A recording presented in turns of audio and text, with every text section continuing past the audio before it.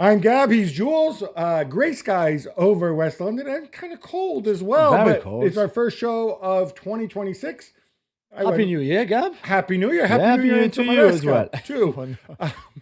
We got to start with brutal. that. Other things have happened too. Yeah. Arsenal, a convincing win. Lead is up to 4 points and whatever. Kylian Mbappe injured 3 weeks. Here comes Gonzalo Garcia, hopefully. But we have to start with something which I genuinely did not think would degenerate so quickly, which is the relationship between Enzo Maresca and Chelsea Football Club. I think specifically the owners of Chelsea Football Club. Brief timeline, sort of the most recent events. They end up drawing 2-2 at home with Bournemouth. I think a game that probably could have gone either way. Yeah. He doesn't show up afterwards to the press conference. Apparently he's unwell. He sends Willy Caballero out too. So within 24 hours, less than 24 hours, around lunchtime on New Year's Eve, reports started appearing that Chelsea are considering whether they want to continue with Enzo Maresca. A couple hours later, reports come out that Enzo Maresca is considering whether he wants to break up with Chelsea. So jump before he's pushed, basically. That's what you mean? Yeah. I think in the end, fundamentally, I'm going to be really cynical here. I thought that was a fun quirk and how these things get played out through social media. By the way, on New Year's Eve, when people should be thinking of partying, right? But it was very much a case of out with the old and with the new. I think the reason that we saw this whole thing develop the way it did is if Chelsea sack Maresca, it's acrimonious. It counts as a sacking on his CV, and they have to pay up full compensation. So what often happens is they get together and say, okay, we'll only pay you part of the compensation, and in exchange, you can say that it's a mutual consent. Jules, were you surprised that it happened this quickly?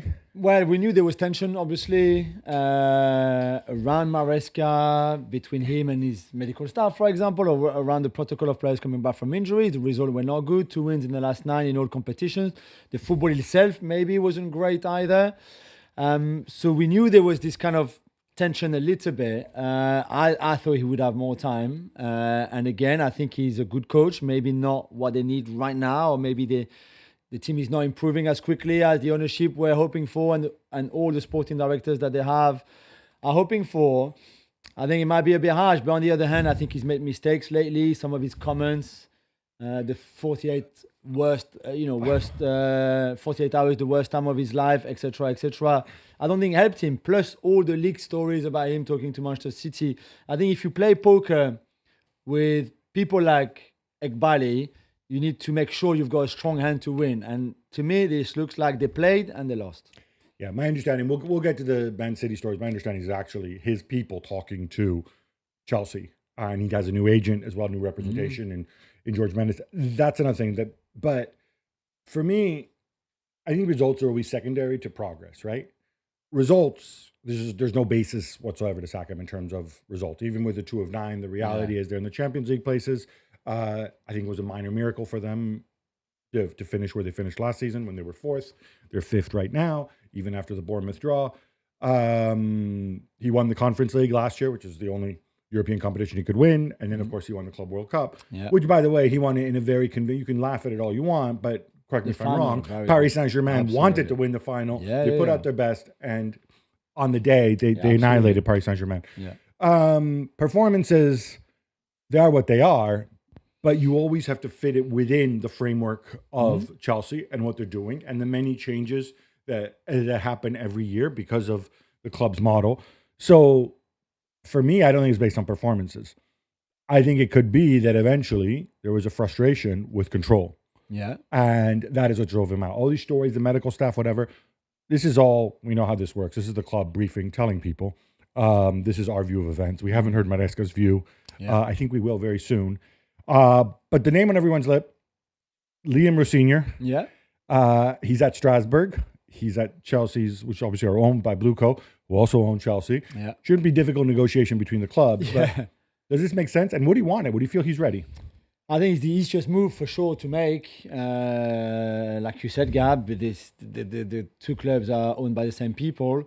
He's done an amazing job at Strasbourg in the 18 months that he's been in charge. He's still very young. He's still very much developing. There's mistakes made. I think the learning process is clearly happening right now for him. Is he ready for the Premier League? And maybe not so much for the Premier League, but for a club like Chelsea right now, with the pressure of results and having to finish in the top 5, the Champions League coming up, all of that, a semi-final of the League Cup, for example, against Arsenal, coming up very soon now in mid-January. I'm not sure if he's ready, but at some point, he needs a chance. He would get a chance somewhere. He wants to coach in the Premier League. That chance could be there at Chelsea. I think it's a tough job. It's a big gamble for them because they can't get this one wrong. If they finish outside of the top 5, if they don't progress in the Champions League past, obviously, the playoffs or the last 16, financially, that could be difficult. All right, Jules, I feel like we need to grade Liam Rosenior on a curve. In other words, understand that coaching Strasbourg, essentially Chelsea's second team, Chelsea's farm team, you can't grade him the way you would grade a normal coach because inevitably he has to fit the framework. Yeah. Inevitably, it means in terms of transfers, when they sit down, they say, hey, what kind of players do we need? They're not going to prioritize this. Equally, oh, look, here's a couple Chelsea players who don't fit in or whatever. A couple young players we've signed. Can you look after them? Can you take them in? Right? That's obviously, we've seen it with a number of Chelsea players, and then from Angelo to Andre Santos to whatever. Equally, I wonder, even based on what you said, Chelsea's business model, which has been based on turning players into assets and financializing players, is based on player trading. Mm-hmm.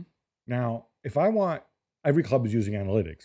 If I want my players to pop in terms of analytics and look good, I'd be stupid to play defensive football. I'd want to play attacking football and take lots of chances. That's how I, for lack of a better word, inflate the numbers. That's also how, if I've got talented players who I think can make the step up for Chelsea, or I'm hoping I can develop for Chelsea, I want them to take chances, to take players on, to take shots, right? You might even go so far as back 3, there's a premium on central defenders. So why not play a system where I've got 3 central defenders in there? So I give more playing time. I can develop more players. Do you see where I'm going with this, right? Maybe. We have to consider all of this when we consider him as a coach. Yeah, absolutely. And I think also he's used to working in this kind of system and environment, because it would be exactly the same at Chelsea times 10 or times 50 than it was at Strasbourg. But you work with what you've been given. You don't really ask. We saw with Maresca asking for a centre-back. He never got it. For a number 9, he never got it. So you are given players and a squad, and you have to work with that. And it was the same for him at Strasbourg. It would be the same for him at Chelsea if he's appointed.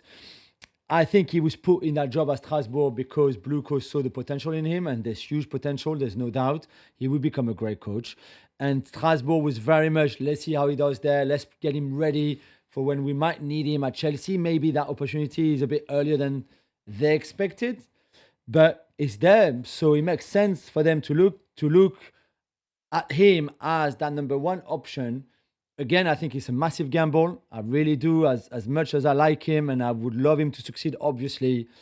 It's a big gamble. When you say it's a gamble, explain this a little bit further, because you touched upon it before, but I think it's important to underscore this. It's not a gamble just because if he stinks, then Chelsea are going to have to find another coach. No, true. It's a gamble because what you said before, if they don't get into the Champions League, it's going to have a knock-on effect on their revenue and their business model. Yeah, and right now, nobody, not even Liam himself, knows if he's going to make that step up and succeed there or not, because it's a big step up.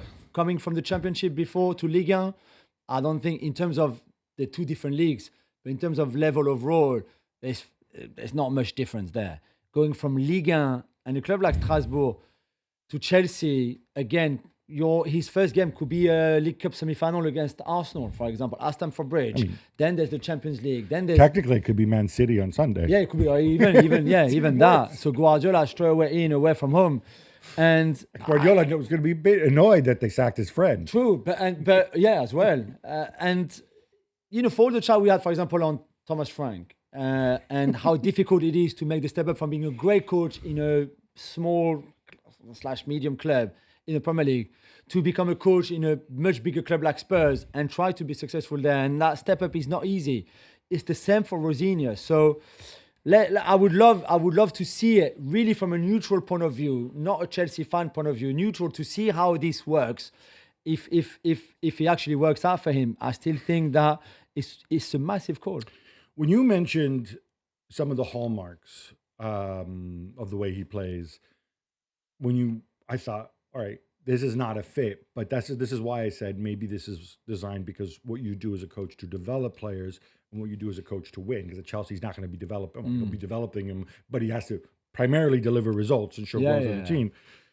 The back three, for example, at Chelsea, I guess you can play it in terms of Cucurella can be your third center back or whatever. Yeah, or even Chalobah, Tosin, and Fofana or whatever. No, but you know what I mean? You have three proper centre backs. But what you don't have.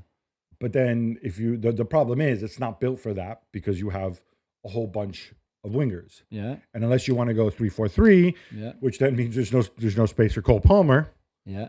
Then you run into an issue. Yeah, absolutely. So when you mention the high intensity and dynamism, the Premier League is naturally more dynamic and intense than other leagues. And you've got young players who can run all day. I also wondered, though, does it make sense for me to have Cole Palmer and William Esteval running, and especially Enzo Fernandez, running around like maniacs the way maybe you want your young players at Strasbourg to do? So these are all things. This is why I think if he comes, he's going to necessarily approach things differently than how he approached it at Strasbourg. I think. But one of the points that they're making as well about why him, if it is him in the end, is his ability to work with young players. And there's no doubt that he's great with young players. I think the young players really relate to him, probably because of his age, I guess, maybe. That his message goes through. You see individually how much he's improved a lot of the Strasbourg players from Andre Santos last season, obviously, but Emega, Valentin Barco, if some Brighton fans remember him playing for them, the Barco that we see now in Ligue 1 is incredible, especially compared to the one that maybe we saw at Brighton a couple of years ago, or even at Sevilla when he went there on loan. So there's clearly something very special about Rosenior improving those young players. But then is it easier to improve Valentin Barco than to improve Cole Palmer? Or even Estevao, or Joao Pedro, or Enzo, or Caicedo? I think this is a great point because we talk about young players, and Chelsea are a young team, but there's a difference between working with Emmanuel Emega or Andre Santos, who just come off a boat from Brazil, than it is with Cole Palmer, who may be young, but has been at a big club for the last 4 years, and he's played a lot. Or Enzo Fernandez, Benfica, Chelsea. Even those 3-4 years already set you off and away. I mean, it is a big, big leap there. So I think that is something that they're going to want to consider as well. Taking it back to Maresca, one of the fun facts here that people love to bring up is Chelsea have 5 directors of football, essentially. They don't have the director of football role, but essentially, I don't even know if I can name them all. Fallows, Shields, Lauren Stewart, Win Stanley. The fifth one will always kick me. So I say 4 because I know the ones I can name. It's 5. It's 5. It is 5, right? It's pretty unique. It's just unique, not pretty even. It's unique. One of the reasons there's 5 is somebody told me, and I don't know if they were half joking, but they do have a lot of familiarity with Chelsea, is that these guys are also smart and so talented that if they're working for Chelsea, they can't be working for other clubs at the same time. It's a way to corner the market, right? Yes. And that's why Manchester United ends up with Jason Wilcox, when they could have Dave Fallow, whatever. I don't know if it's to what degree that's real, but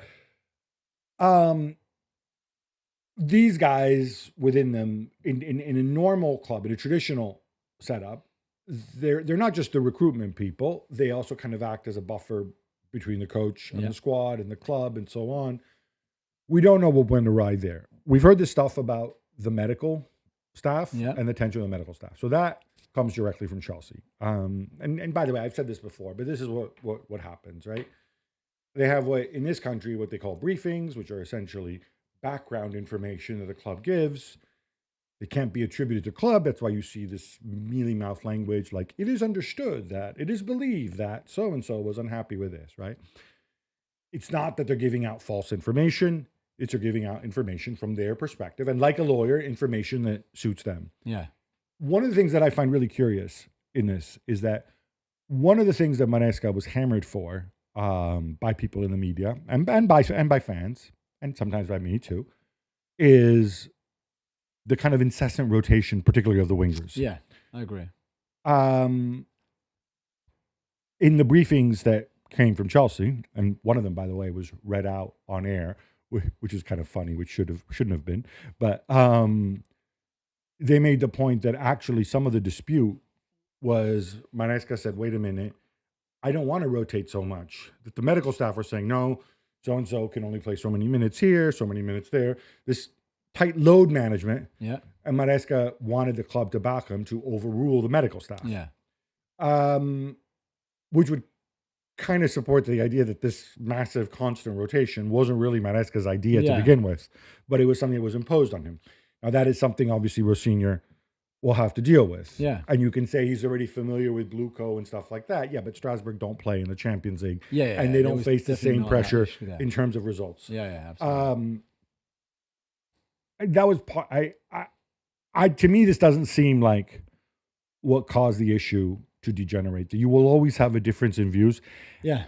At most clubs, incidentally, the coach has a final say. No coach is going to send a player out if he's injured, if he believes he's going to be hurt. In very general terms, most players, especially if it's a big game, will say, "Yeah, boss, I can play." Right? Yeah, they all want to play.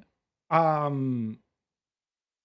mean, you're medically adjacent. You can tell me. But that's why I don't really believe this story, in the sense that in every club, there's this kind of discussion between the medical staff, or certainly the performance guys, because I think it comes more from them than anything else, than just the doctor, the club doctor. Explain who the performance guys are and what they do. Yeah, they're more and more influential in all those top clubs, especially, but more and more at every club, really, where they look at all the physical data, especially everything. They know their football quite well too. They have those wearables that look like bras, which like measure GPS, you throughout the GPS tracker. They measure your speed. So they know exactly what every muscle of the body of the player is at, and if he's in the red, this is the big term, or not, i.e., if he's in the red, there could be a muscular injury coming soon.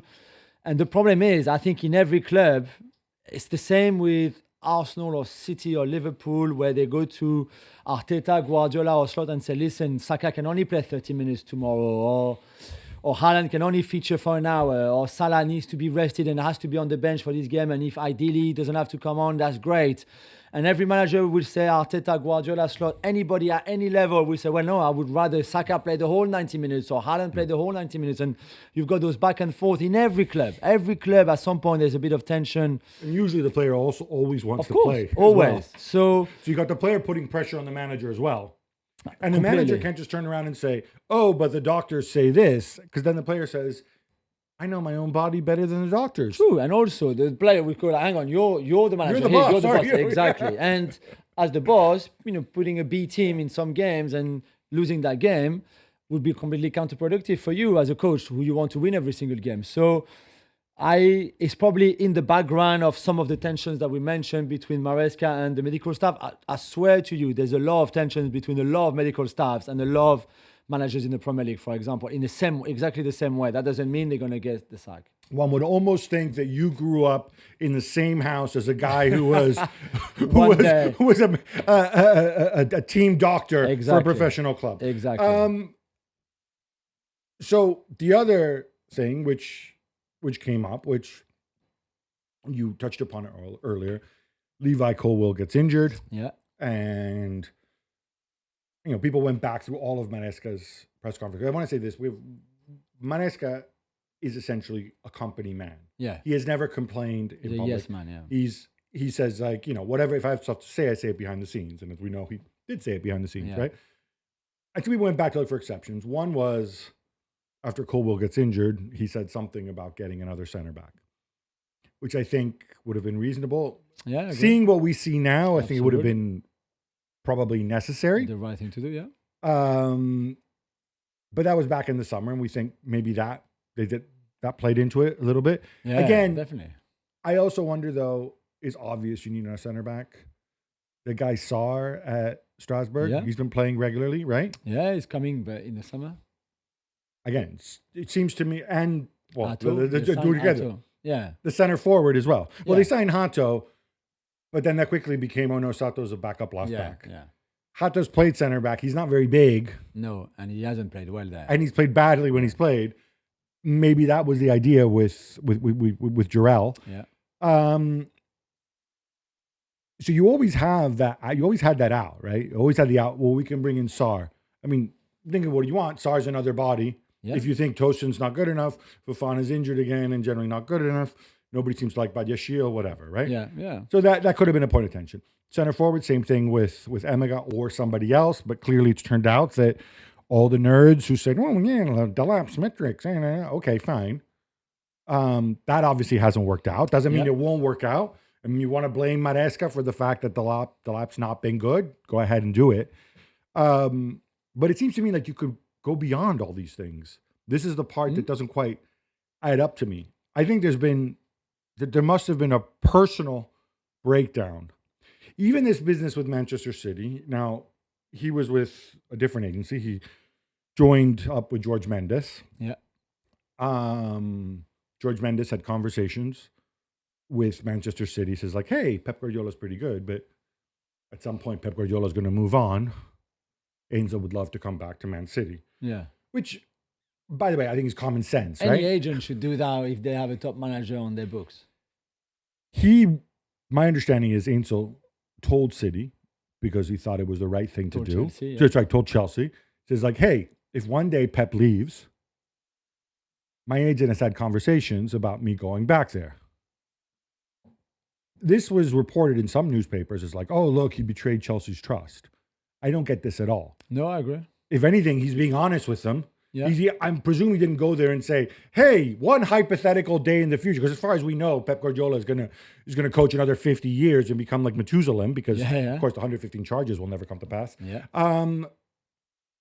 If anything, he's being straight with them, right? Yeah, I agree. I mean, would you have preferred to find out that George had this conversation with City without hearing it from Enzo? Was the timing right? You've just changed agents. Suddenly, there's those stories out. There's the story of nobody supported us, after the Atalanta defeat and the worst 48 hours of my life. And we all of slaughtered that. him for it, because that was a stupid thing to say. It was a stupid You thing don't to make say. those accusations unless you're ready to say who you have a problem Completely. with. Because So- everybody's going to feel under attack. Yeah. So between his own communication that was bad at that time, plus those stories out everywhere and headlines, and which is not a good look. And if you are the Chelsea ownership and you pay him and you see that and you're thinking, this is not good, I don't like this, and I wouldn't have liked this, you wouldn't have liked this, nobody would have liked this. No.